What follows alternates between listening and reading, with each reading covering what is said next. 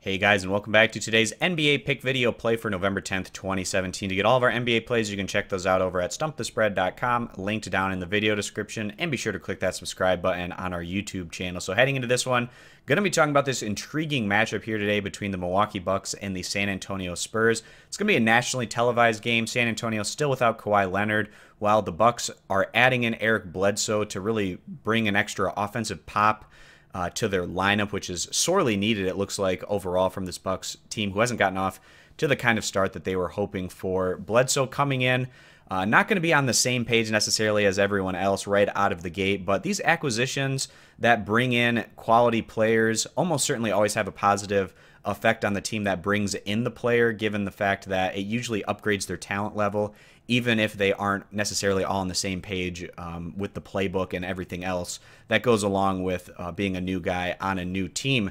But heading into this one, Milwaukee finds themselves as about 4.5-point underdogs. Not a surprise considering the struggles that we've been seeing out of the Bucks this season.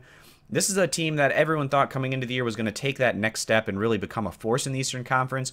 They haven't reached that, at least out of the gate, sitting 4-6 overall, and I think their slow start has been a catalyst in bringing in a guy like Eric Bledsoe because things just weren't working out like the Bucks were hoping for. They've been getting tremendous performances out of Giannis Antetokounmpo on a consistent basis, but the guys around him simply haven't been adding the kind of pop needed to pick up consistent wins here for the Bucks. So I think that this acquisition of Bledsoe can actually be a great positive thing for Milwaukee over the course of the entire regular season. Maybe not so much right out of the gate, but it's just another guy that can put the ball in his hands and create, and too much responsibility and burden was going on Antetokounmpo, and I was worried that he might wear himself out with how much usage he was getting, and now that he can have a running mate and another guy that he can rely on, that's a very quality NBA level player, can certainly be a great positive for this Bucks group overall. But Milwaukee, they haven't been looking great as of late. They've lost 4 straight to fall to 4-6 overall. It all started with their blowout loss at home against the Thunder, and since then,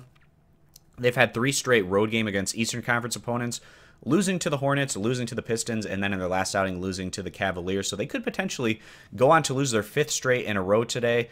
And even though that might be the case here for Milwaukee, long-term, I think this group is going to, over the course of time in the next coming weeks and months, trend in a more positive direction than what we've been seeing them over the last couple of weeks. So heading on over to the home team, another squad that hasn't necessarily gotten off to the kind of start that they were hoping for. You can give them some leeway given the fact that Kawhi Leonard hasn't been playing, but the Spurs, they weren't looking very good there for a while. They were sitting 4-4 overall. They've started to head back in the right direction, though, as of late, taking advantage of that home court advantage, going on to beat the Hornets by 7, blowing out the Suns, and then convincingly beating the Clippers in their last outing by a final of 120-107.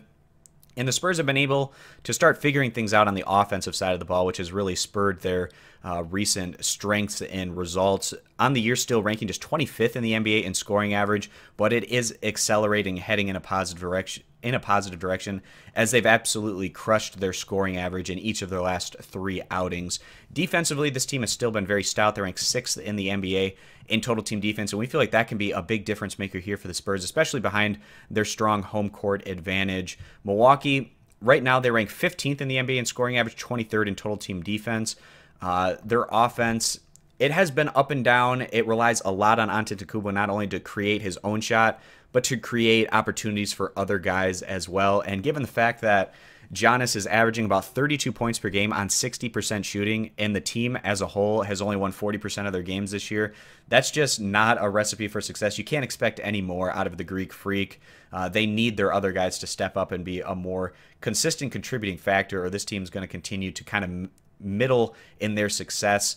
And you know, that acquisition of Bledsoe, like I've been saying, I think can be a real positive for this team over the long course of the regular season. I don't necessarily feel like that's going to be the case here today, however, on the road against one of the best coached teams in basketball that's starting to trend back in a positive direction. So for today's video, we are going to go ahead side with the road team, or excuse me, the home team, taking the San Antonio Spurs, giving those points to the road team, the 4.5 points as our NBA pick video play. And again, guys, to get all of our NBA plays, you can check those out over at stumpthespread.com, linked in the video description, and subscribe to our YouTube channel to continue to get all of our NBA pick video plays. Thanks for stopping on in. We hope to see you in future videos. Bye.